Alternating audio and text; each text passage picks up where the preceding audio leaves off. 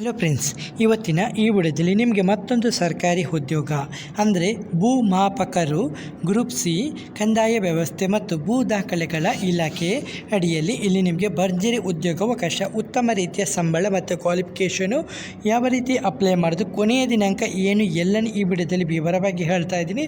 Skip ಮಾಡದೆ ನೋಡಿ.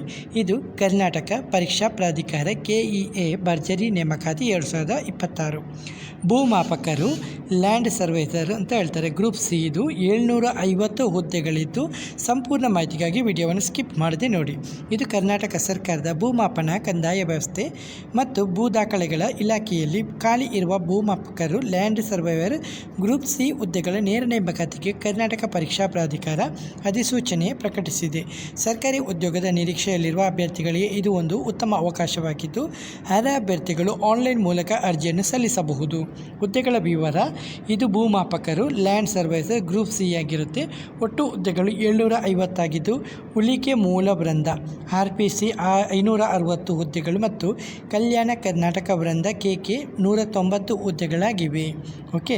ವೇತನ ಶ್ರೇಣಿ: ಆಯ್ಕೆಯಾದ ಅಭ್ಯರ್ಥಿಗಳಿಗೆ 2024ರ ಪರಿಷ್ಕೃತ ರಾಜ್ಯ ವೇತನ ಶ್ರೇಣಿಯಂತೆ ತಿಂಗಳಿಗೆ 37,500ರಿಂದ 76,100ರವರೆಗೆ ಕೊಡಲಾಗುತ್ತದೆ. ಶೈಕ್ಷಣಿಕ ಅರ್ಹತೆ ಕೇಳಿದರೆ ಎಜುಕೇಷನ್ ಕ್ವಾಲಿಫಿಕೇಷನು ಅಭ್ಯರ್ಥಿಗಳು ಕೆಳಗಿನ ಯಾವುದೇ ಒಂದು ಅರ್ಹತೆಯನ್ನು ಹೊಂದಿರಬೇಕು.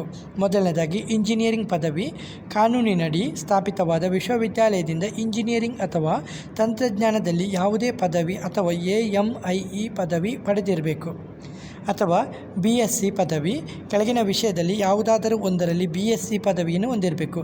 ಗಣಿತ, ಭೌತಶಾಸ್ತ್ರ, ಕಂಪ್ಯೂಟರ್ ಸೈನ್ಸು, ಮಾಹಿತಿ ತಂತ್ರಜ್ಞಾನ, ಇನ್ಸ್ಟ್ರುಮೆಂಟೇಷನ್, ಎಲೆಕ್ಟ್ರಾನಿಕ್ ಮತ್ತು ಕಮ್ಯುನಿಕೇಷನು, ಕೃಷಿ ಅಂದರೆ mathematics, physics, computer science, information technology ಮತ್ತು ಇನ್ಸ್ಟ್ರುಮೆಂಟೇಷನು ಮತ್ತು ECE ಮತ್ತು ಅಗ್ರಿಕಲ್ಚರ್ ಇದರಲ್ಲಿ ನೀವು ಪದವಿಯಾಗಿರಬೇಕು.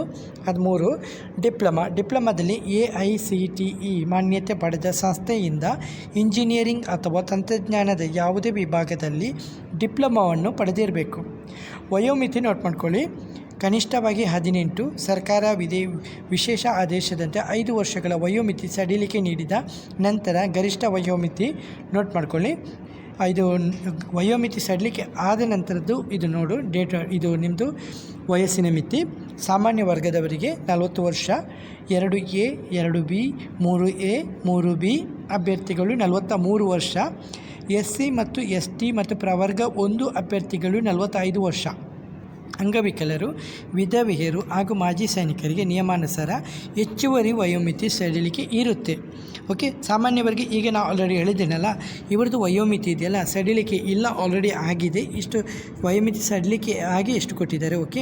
ಅಂಗವಿಕಲರು, ವಿಧವೆಯರು ಮತ್ತು ಮಾಜಿ ಸೈನಿಕರಿಗೆ ಮಾತ್ರ ಎಕ್ಸ್ಟ್ರಾ ನಿಯಮಾನುಸಾರ ವಯೋಮಿತಿ ಸಡಿಲಿಕೆಯನ್ನು ಕೊಡ್ತಾ ಇದ್ದಾರೆ.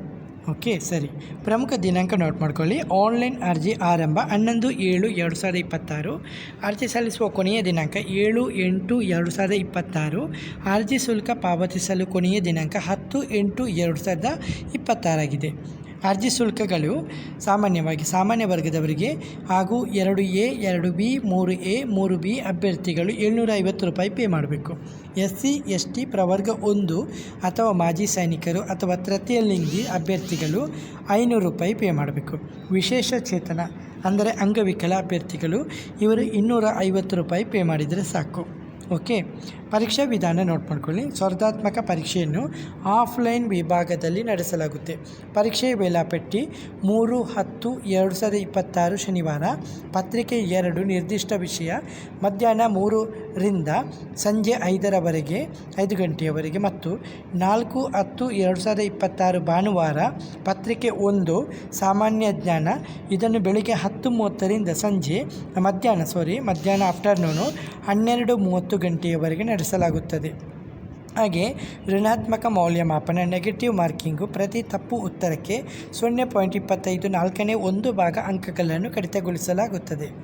ಕಡ್ಡಾಯವಾಗಿ ಕನ್ನಡ ಭಾಷೆ ಗೊತ್ತಿರಬೇಕು. SLC ಅಥವಾ ಅದಕ್ಕಿಂತ ಹೆಚ್ಚಿನ ಮೇಲಿನ ತರಗತಿಯಲ್ಲಿ ಕನ್ನಡವನ್ನು ಪ್ರಥಮ ಅಥವಾ ದ್ವಿತೀಯ ಭಾಷೆಯಾಗಿ ಅಭ್ಯಾಸ ಮಾಡದ ಅಭ್ಯರ್ಥಿಗಳಿಗೆ 150 ಅಂಕಗಳ ಕಡ್ಡಾಯ ಕನ್ನಡ ಭಾಷಾ ಪರೀಕ್ಷೆ ಇರುತ್ತದೆ.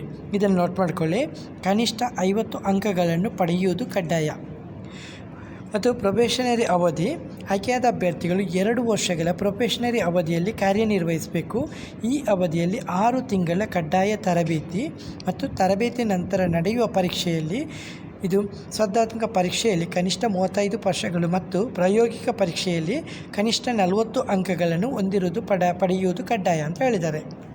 ಹಾಗೆ ಅರ್ಜಿ ಸಲ್ಲಿಸುವ ವಿಧಾನ ಅರ್ಹ ಅಭ್ಯರ್ಥಿಗಳು ಕರ್ನಾಟಕ ಪರೀಕ್ಷಾ ಪ್ರಾಧಿಕಾರ KEA ಅಧಿಕೃತ ವೆಬ್ಸೈಟ್ಗೆ ಭೇಟಿ ನೀಡಿ ಆನ್ಲೈನ್ ಮೂಲಕ ಮಾತ್ರ ಅರ್ಜಿಯನ್ನು ಸಲ್ಲಿಸಬಹುದು. ಅಧಿಕೃತ ವೆಬ್ಸೈಟು ಲಿಂಕ್ ಇದೆಯಲ್ಲ, ನಿಮಗೆ ಕಮೆಂಟ್ ಬಾಕ್ಸಲ್ಲಿ ಲಿಂಕ್ ಅಂತ ಟೈಪ್ ಮಾಡಿದ್ದಕ್ಕೆ ಸಾಕು, ನಿಮಗೆ ಲಿಂಕನ್ನು ಕೊಡಲಾಗುತ್ತೆ. ಹಾಗೆ ಡಿಸ್ಕ್ರಿಪ್ಷನಲ್ಲಿ ಕೂಡ ಮೆನ್ಷನ್ ಮಾಡ್ತೀನಿ, ನೀವು ನೇರವಾಗಿ ಕೆಲಸಕ್ಕೆ ಅಪ್ಲೈ ಮಾಡ್ಕೋಬಹುದು. ಓಕೆ, ಪ್ರಮುಖ ಅಂಶಗಳು: ಹುದ್ದೆ ಭೂಮಾಪಕರು ಇಲಾಖೆ, ಭೂಮಾಪನ ಕಂದಾಯ ವ್ಯವಸ್ಥೆ ಮತ್ತು ಭೂ ದಾಖಲೆಗಳ ಇಲಾಖೆ. ಒಟ್ಟು ಹುದ್ದೆ 750 ಆಗಿದ್ದು ಸಂಬಳ 37,500ರಿಂದ 76,100ರವರೆಗೆ. ಅರ್ಜಿ ಪ್ರಾರಂಭವಾಗಿದೆ 11/7/2026, ಕೊನೆಯ ದಿನಾಂಕ 7/8/2026. ಶುಲ್ಕ ಪಾವತಿ ಕೊನೆಯ ದಿನಾಂಕ 10/8/2026. ಪರೀಕ್ಷೆ 3 ಹಾಗೂ 4 ಅಕ್ಟೋಬರ್ 2026 ಆಗಿದ್ದು ಪರೀಕ್ಷಾ ವಿಧಾನ ಆಫ್ಲೈನ್ OMR ವಿಧಾನದಲ್ಲಿ ನಡೀತಾ ಇದೆ.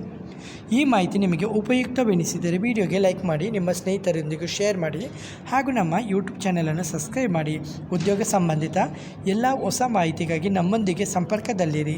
ಧನ್ಯವಾದಗಳು.